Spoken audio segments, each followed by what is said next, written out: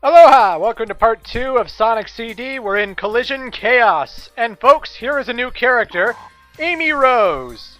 And as you can probably tell by the heart signs above her head, she loves Sonic. And here's another new character, Metal Sonic, the ultimate creation of Dr. Eggman. These two new characters will be showing up in many Sonic games to come.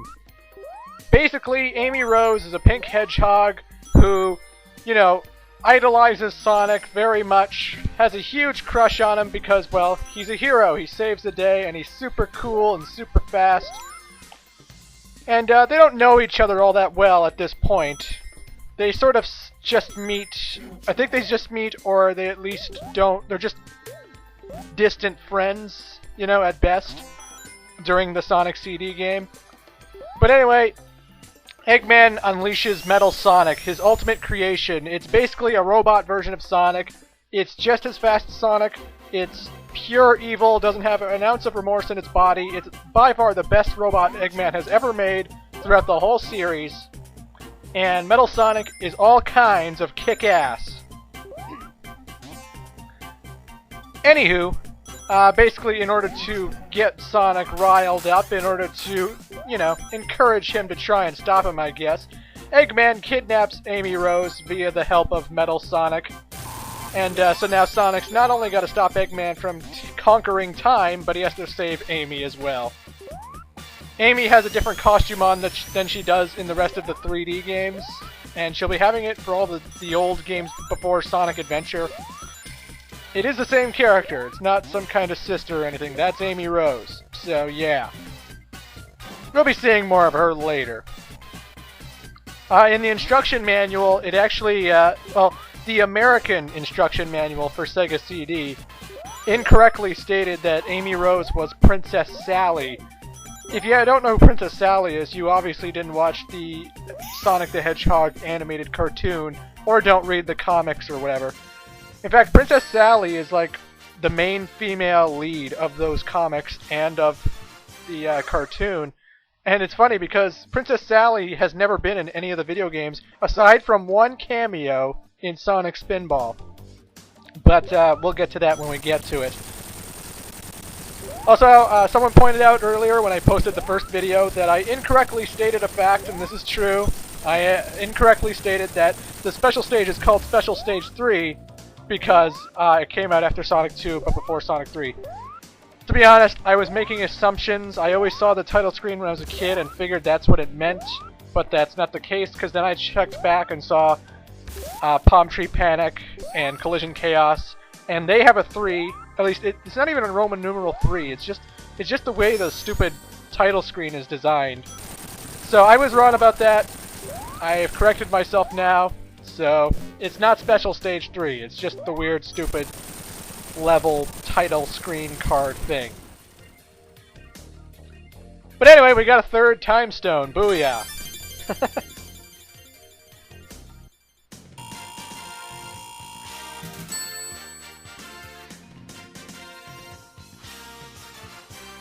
Gotta love that music.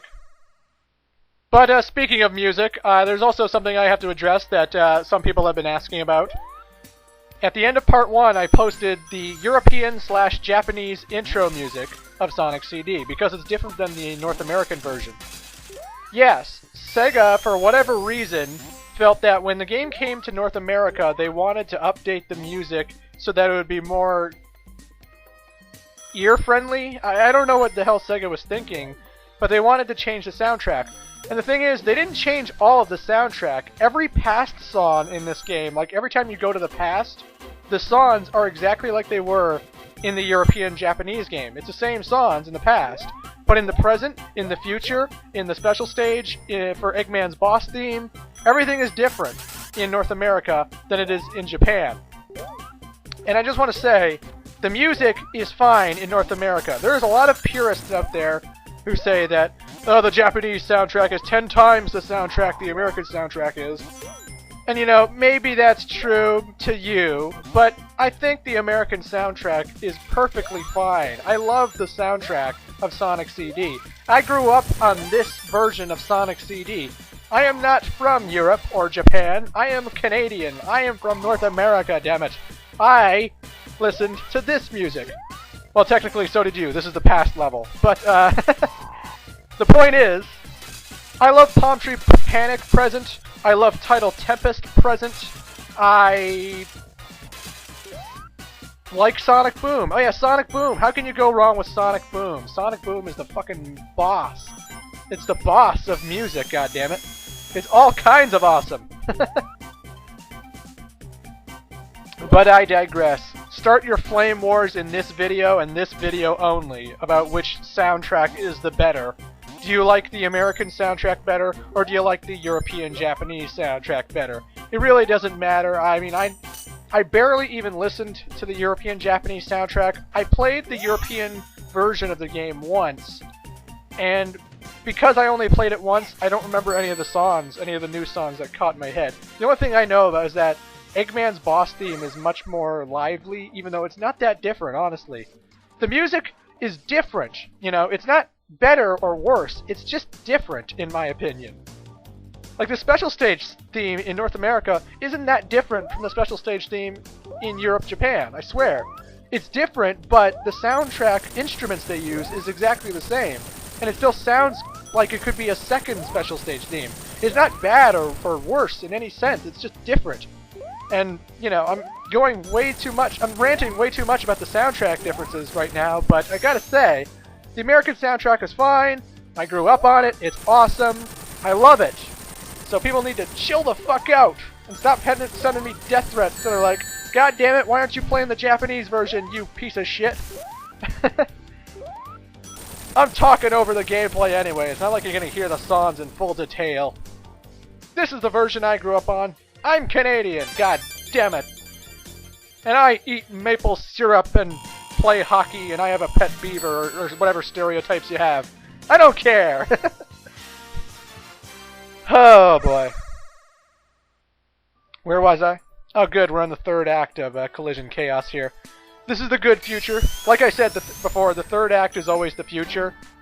And this is the good future. I've saved Collision Chaos so everything's all green and bright and colorful, and well, it wouldn't be that way if Eggman got his way. I'll be showing the bad futures in an extra video, along with what happens if you leave the game on for 3 minutes and do nothing.